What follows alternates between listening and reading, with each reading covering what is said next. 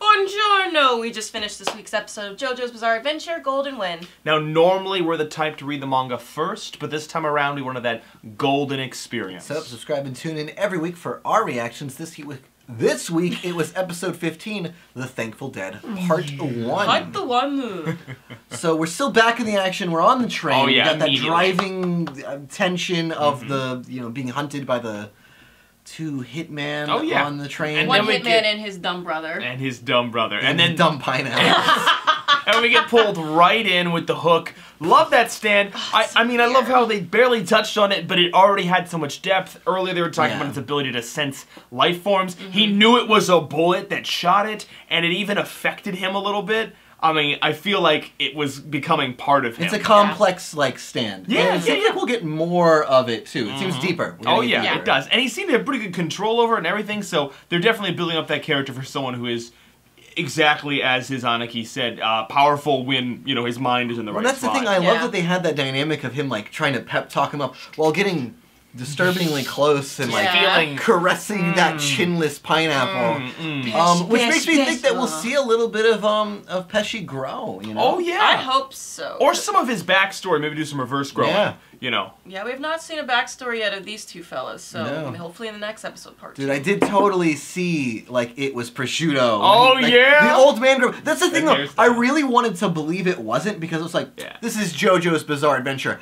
He'll throw in just a random old guy being that's weird. what I was thinking first. And I wanted that, and I'd been tricked. I'd been I was like, well, the normal thing to do would be for that to be prosciutto. Yeah. But it was prosciutto, so I was a little underwhelmed. But it works. The music pulled it. That's what got it past me because I saw the head and the hair in the buns, and I was like, I was like, no. He's talking about steak. Okay, it kind of threw me off a little bit. Good red herring. I just love how they're still juggling these ice cubes like they're gold. It's perfect. He invents one concept of slight temperature fluctuations, and that is the crux of the entire fight. Entire fight. That's a good example of a JoJo fact being stretched to the appropriate and believable degree. Right, because you hooked us at the very beginning, and then we're just on board for it developing further. Exactly, and then every time it goes, and then of course he pulls a whole thing with it, but of course we're worried. I mean, Bruno fell the train. We're worried about Mista, okay? I'm worried about Mista. He took a goddamn fat hell, 3 bullets to the head. Come on, Giorno will just turn a lamp into a snake and bite him and it'll be good. Possibly. Done. Possibly. Healed. But my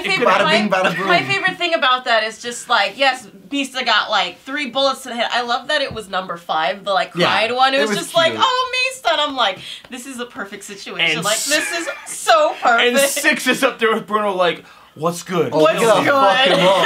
Just holding the ice cube you ready for this? That's good. No, it's nice. The dynamic between the two villains is good. I love how that was shattered immediately low with Bruno's sort of acrobatic kick. High kick. My god. The first physical fighter of the group. Well, I love that he did the frog squat into the kick too. It was so good. Oh, it's nice. Flexible. And we're just opening up the that zipper dodge, first page of all of the things that he's. No, you can just zipper anything. There's no limit. He made a really good, simple ability, and he's just going ham with it.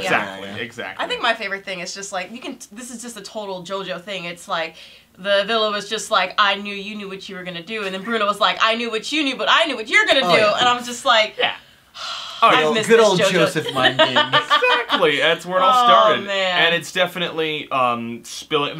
The pacing of the episode was fine. I'm excited. They had a good cliffhanger. Some Trish development. She's caring for the crew now. I know they explained this last episode, but it's just this woman has not aged once. You can't say there's a goddamn little line. She has not aged once. Women have less body heat. It's science. This is JoJo muscle mass. There's just something else that we're still learning about Trish. So the next episode, I'm just learning more. I'd chalk it up.